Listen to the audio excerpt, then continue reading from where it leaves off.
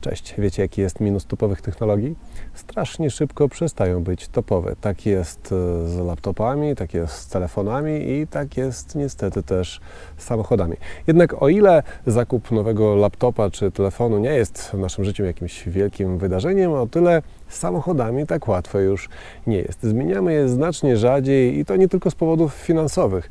Czasem samochód staje się po prostu członkiem rodziny i dostaje swoje stałe miejsce w garażu. Czasem też kupujemy stare auto właśnie ze względu na rocznik. Patrz mojego Seka 560. No właśnie, taki dobry rocznik można kupić i zrobić wszystko, aby dostał nowe życie. Odnowić lakier przy pomocy technologii XXI wieku, naprawić tapicerkę środkami, o których w 1987 roku nikt nie słyszał, założyć też lepsze opony, a nawet, jeśli zgodność z winem nie jest kluczowa, użyć nowoczesnych rozwiązań w silniku czy zawieszeniu. Dzięki temu auto jest ładniejsze, bardziej bezpieczne i przyjazne. I wszystko jest dobrze, dopóki świeci słońce. Bo kiedy przychodzi noc, to okazuje się, że technologia z lat 80. zupełnie nie nadąża za dzisiejszą.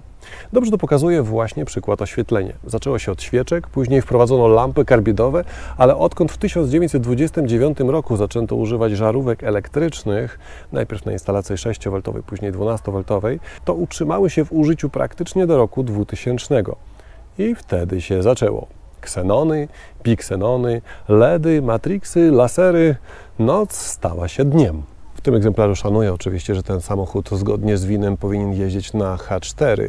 Zresztą ta barwa światła, przyznajecie, że dodaje mu dodatkowego uroku.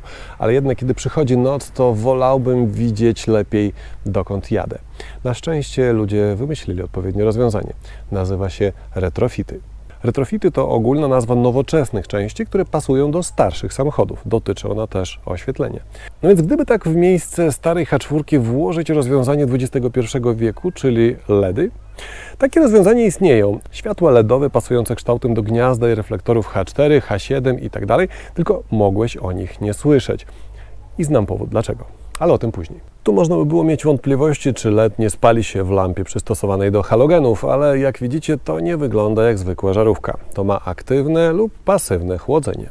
I na tym chwilowo kończę nagranie, bo muszę poczekać, aż przyjdzie noc. Następnie ustawimy samochód na naszej drodze osiedlowej i w kierunku garażu będziemy świecić najpierw oryginalnymi halogenami, a następnie zmienimy żarówki H4 na retrofity. Sam jestem ciekaw efektów. Zaczynamy od halogenów, wycofamy na początek uliczki i zobaczymy, jak świeci. Ustawimy teraz stałą ekspozycję w aparacie, abyście na swoich ekranach zobaczyli niezakłóconą niczym różnicę w oświetleniu.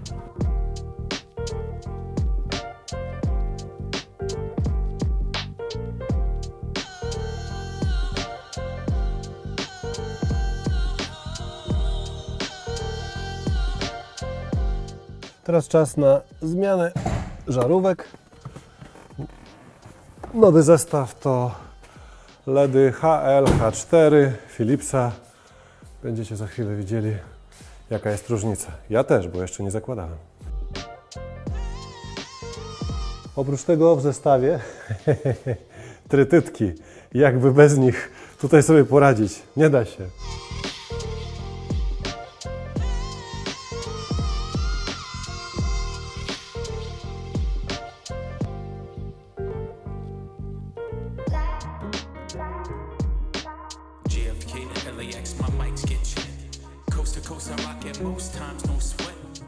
Teraz widać ładnie, że różnica barwy jest zasadnicza i trochę żal mi tego złotego światła, ale tak jak powiedziałem, do celów tego filmu i dla bezpieczeństwa też jazdy w nocy, prawda?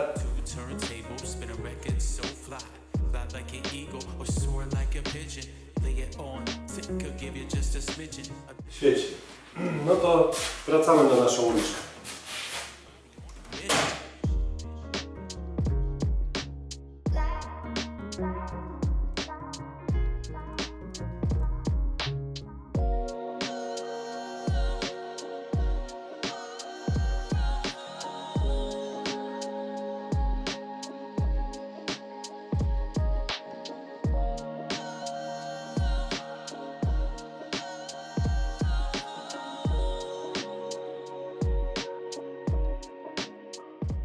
No i teraz wszystko stało się jasne i w przenośni, i dosłownie.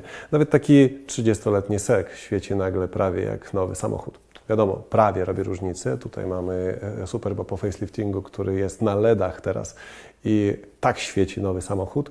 Tym niemniej pomyślcie, ile takich aut na starym typie świateł jeździ po Polsce. I w odróżnieniu od SEK-a, który przeważnie śpi w garażu, jeździ na co dzień, właściwie jeździ co noc.